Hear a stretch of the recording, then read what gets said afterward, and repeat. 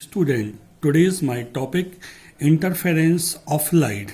Let us consider a light wave propagate in a x direction. Then displacement equation y1 is equal to a1 sine omega t. Equation 1 where a1 is a amplitude and omega is a angular velocity of wave. And second wave y2 is equal to a2 sine omega t plus phi. Equation second. Clear? Now principle of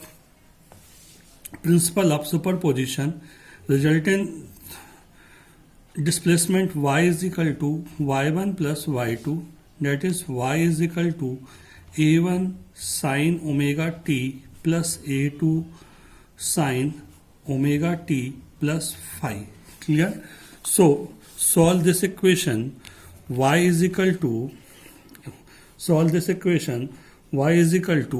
a1 plus a2 cos omega t into sine omega t plus a2 cos omega t into sine phi. Clear? cos यहाँ पे phi है, a1 plus a2 cos phi omega t plus a2 cos omega t sin phi. This is known as equation third. Clear? Now a1 plus a2 is equal to a1 plus a2 cos phi is equal to r cos theta. Equation fourth. And a2 sin phi is equal to r sin theta. Equation 5 where r and theta is constant, we will find its value. Clear हुआ?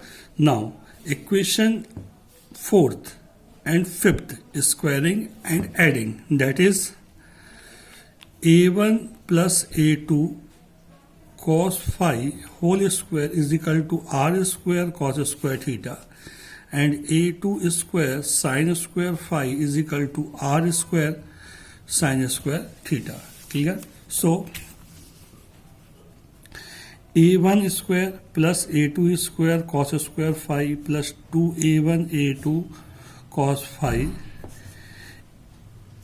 plus a2 square sin square phi is equal to r square cos square theta plus r square sin square theta, that is a1 square plus a2 square plus 2a1 a2 cos phi is equal to r square. Clear? यहाँ से a2 square common निकालेंगे तो sine square phi plus cos square phi that is 1, and यहाँ से r square common निकालेंगे तो cos square theta plus sine square theta is equal to r square. Clear हो गया? ठीक है.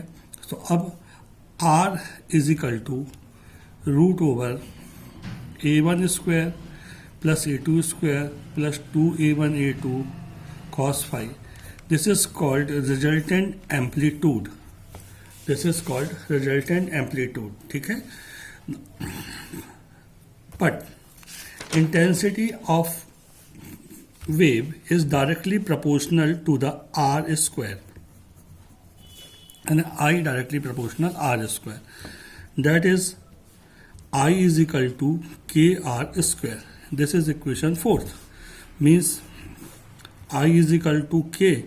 यार पुटिंग आर स्क्वायर की वैल्यू पुट कर दीजिए, कितनी हो जाएगी a1 square plus a2 square plus 2a1 a2 into cos phi. Constant के value of constant is 1, that is I is equal to a1 square plus a2 square plus 2a1 a2 cos phi. Clear? This is known as intensity of interference wave. Clear हुआ? This is equation 5. If Number 1, if distracto interference means when minimum intensity, that is cos phi is equal to -1, means I minimum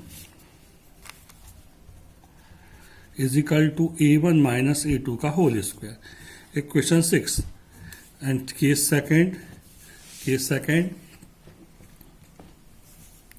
maximum condition means I maximum is equal to A1 plus A2 का whole square. Maximum condition means cos phi is equal to plus 1. This value put in equation 5. Then I maximum is equal to A1 plus A2 का whole square is x. Now ratio between maximum condition and maximum intensity and minimum intensity is A1 plus A2 whole square upon A1 minus A2 whole square. That is I maximum upon I minimum is equal to A1 plus A2 upon A1 minus A2 whole square. This is known as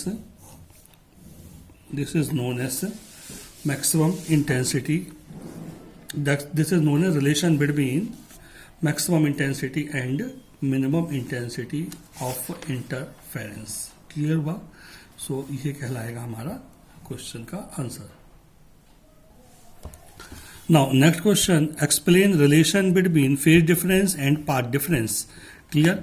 for maximum intensity cos phi is equal to plus 1, that is cos phi is equal to cos plus 1 में cos की value कितनी होती है? cos 2n pi. So n where n is equal to 0 1 2 3, so phi is equal to 2n pi, but path difference is equal to lambda upon 2 pi into phase difference, means delta is equal to lambda upon 2 pi into 2n pi, that is pi से pi cancel, 2 से, ठीक है, and 2 से 2 cancel, means delta is equal to n lambda.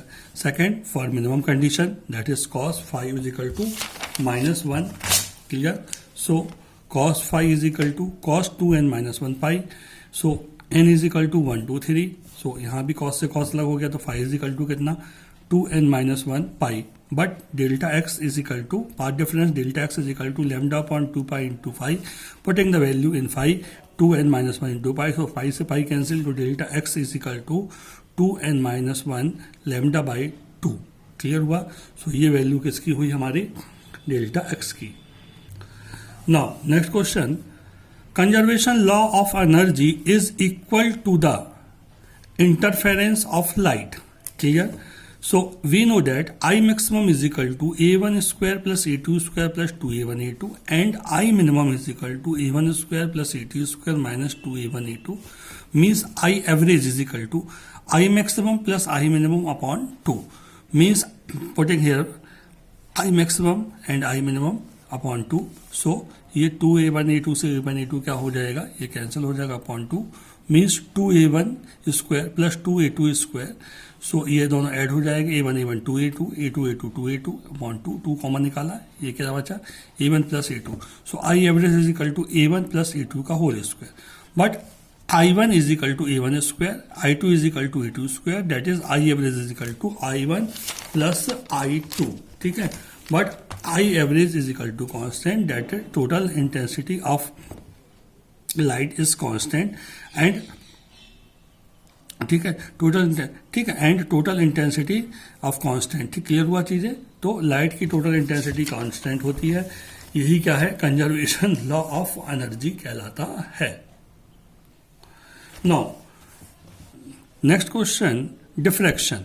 Diffraction means is the light के यानी light रे का corner से मुड़ना क्या कहलाता है? डिफ्रैक्शन कहलाएगा। Deviation of light from straight path or bending of light round the corner and moving in a other direction is known as diffraction of light. Clear हुआ? देखिए, एक स्लिट है, यहाँ पे सोर्स रखा हुआ है, तो यहाँ इस लाइट के सोर्स से यदि लाइट स्ट्रेट चलता है, सीधा चलता है, तो केवल इतना पार्ट बस क्या होना चाहिए? यहाँ लाइट होनी चाहिए, बाकी जगह अंधेरा होना चाहिए।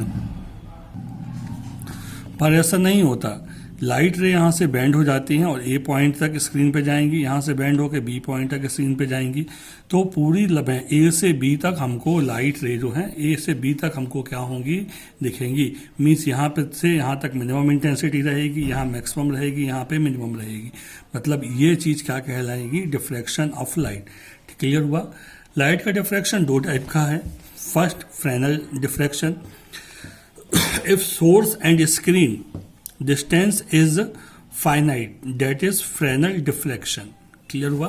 स्रोत और स्क्रीन, सोर्स और स्क्रीन दोनों के बीच का डिस्टेंस क्या है? फाइनाइट है. ये देखिए दोनों के बीच का डिस्टेंस फाइनाइट है, तो कौन सा डिफ्रैक्शन होगा? Fresnel diffraction. तो देखो लाइट रेस यहाँ से चल रही हैं, ये इस लेंस से पैरेलल हो रही हैं. ये स्लिट है, स्लिट से कॉर्नर से यहाँ पे मूव होंगी इस तरफ, देन इस तरफ, दोनों साइड मूव होंगी. तो जो लाइट रे है वो इस लेंस से हम कलेक्ट करेंगे तो वो होंगे. देखो यदि हम यहाँ भी बनाएंगे तो देखिए ये जो लाइट रे है ये वाली इस तरफ से यहाँ पे ये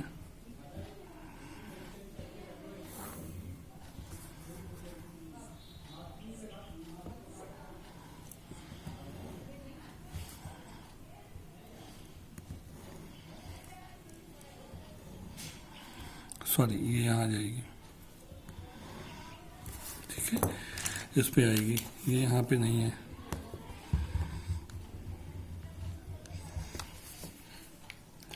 क्लियर हुआ. सो ये यहाँ तक आपको क्यू डैश पे तक आएगी लाइट रे. ठीक है, तो ये कौन सा डिफ्रैक्शन कहलाएगा? ये कौन सा डिफ्रैक्शन कहलाएगा? Fresnel diffraction. क्लियर हुआ. Okay. Now Fraunhofer diffraction. Fraunhofer diffraction, if the distance between source and screen is